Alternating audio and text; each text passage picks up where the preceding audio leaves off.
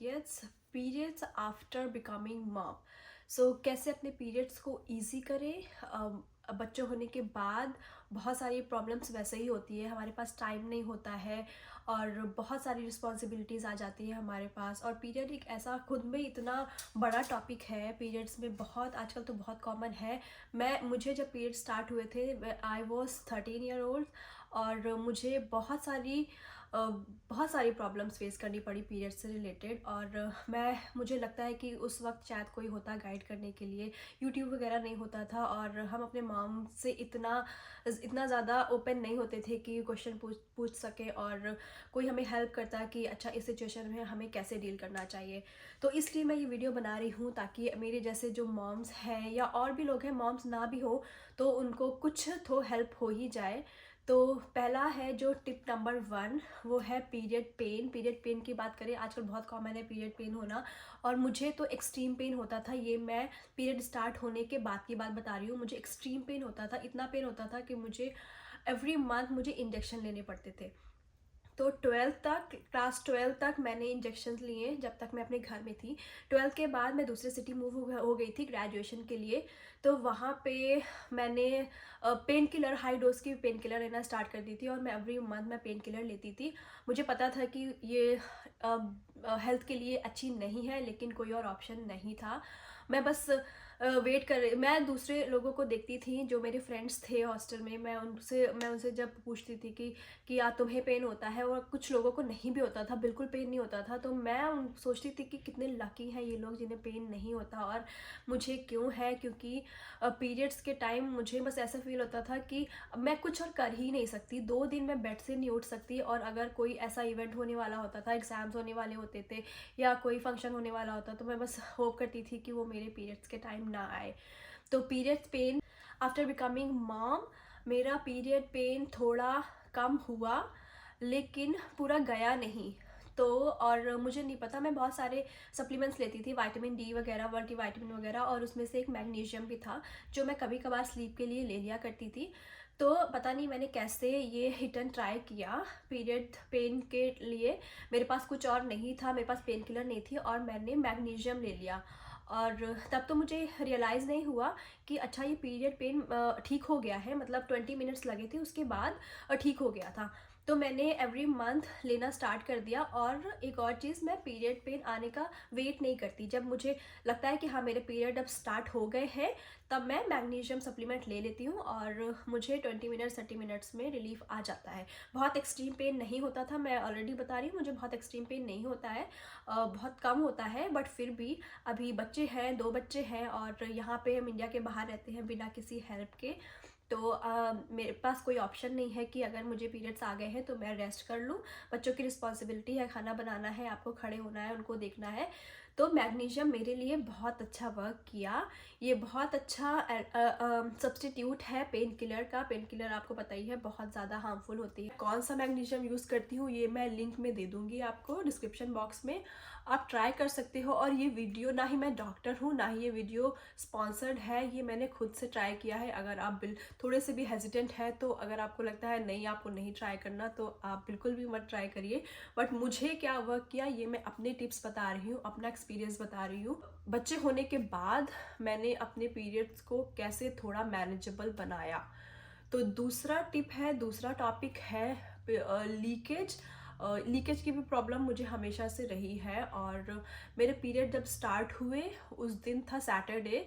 School में अक्सर होता है कि किसी किसी दिन वाइट यूनिफॉर्म होती है, तो हमारे स्कूल में सैटरडे को वाइट यूनिफॉर्म थी और उसी दिन मेरे पीरियड स्टार्ट हो गए, वो भी मॉर्निंग में।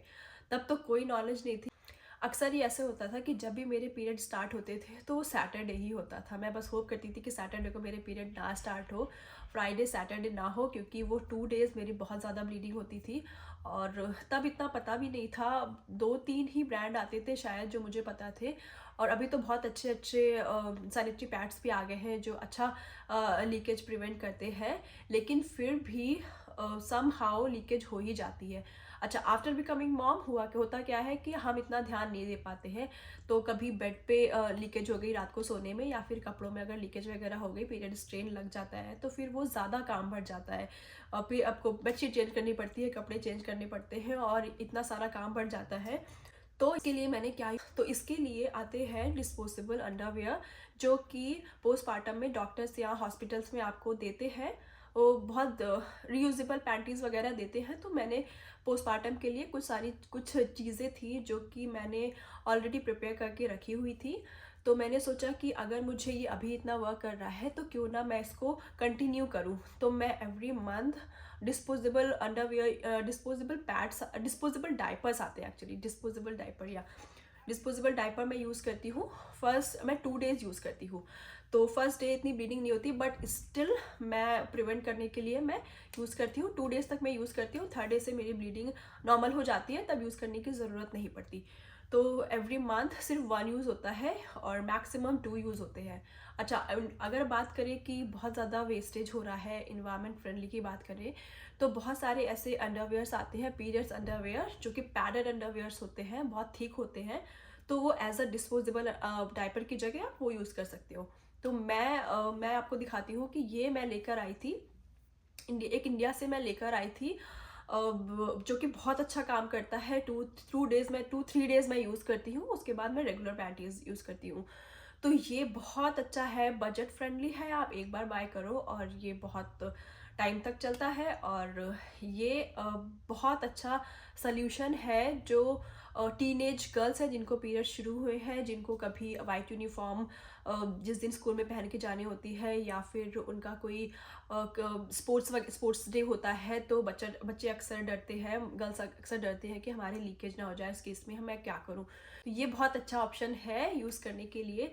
तो ये टिप नंबर 2 था, डिस्पोजेबल और पीरियड पैंटी यूज़ करना टू प्रिवेंट लीकेज। 3rd एक टॉपिक है जो आता है ब्लोटिंग से रिलेटेड। बहुत पफीनेस होती है, ब्लोटिंग होती है, स्टमक हैवीनेस होता है, पीरियड्स के पहले से ही स्टार्ट हो जाता है। मुझे तो अब बहुत सारे लोगों को होता है, मैंने अपने फ्रेंड्स लोगों से बात करी है और सबको ऐसी प्रॉब्लम्स होती है।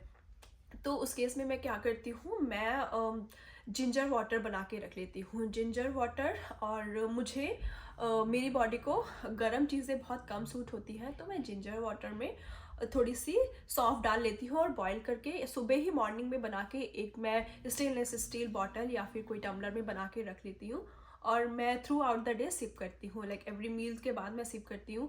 ये बहुत अच्छा काम करता है मेरे लिए, ब्लोटिंग नहीं होती है, आपको हैवीनेस फील नहीं होता। तो ये बहुत अच्छा काम करता है। आप ये ऐसे भी पी सकते हैं अगर आपको पीरियड्स का टाइम नहीं भी है, और अगर आपने ज़्यादा खाना खा लिया है तो भी ये बहुत अच्छा काम करता है, डाइजेशन में हेल्प करता है। तो ये थे मेरे 3 टिप्स जो कि पीरियड्स में मुझे पर्सनली बहुत आसान कर दिया है, क्योंकि यहाँ पे इंडिया के बाहर हेल्प नहीं है हमारे लिए, हमें सब कुछ मैनेज करना है। कभी कभार तो होता है कि ठीक है बच्चा भी बीमार है और आपके साथ में पीरियड्स भी आ गए, तो ये 3 चीज़ें काफ़ी हेल्प करती है मुझे।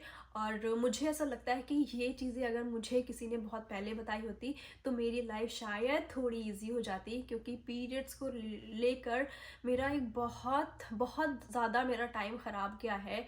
एवरी मंथ इतनी ब्लीडिंग होना और उसकी वजह से कहीं जा नहीं पाना, मूड स्विंग्स होना, चिड़चिड़ होना, और दूसरों को समझा नहीं पाना कि आपको ऐसा क्यों फील हो रहा है। स्कूल्स होते थे हमारे, कॉलेजेस होते थे, इतना कुछ होता था, और फिर भी हम कहीं जा नहीं सकते थे, इंजॉय इतना फुली नहीं इंजॉय कर सकते थे कि स्ट्रेस में होते थे कि लीकेज ना हो जाए, या फिर पेन हो रहा है, या बहुत हैवीनेस हो रहा है स्टमक में।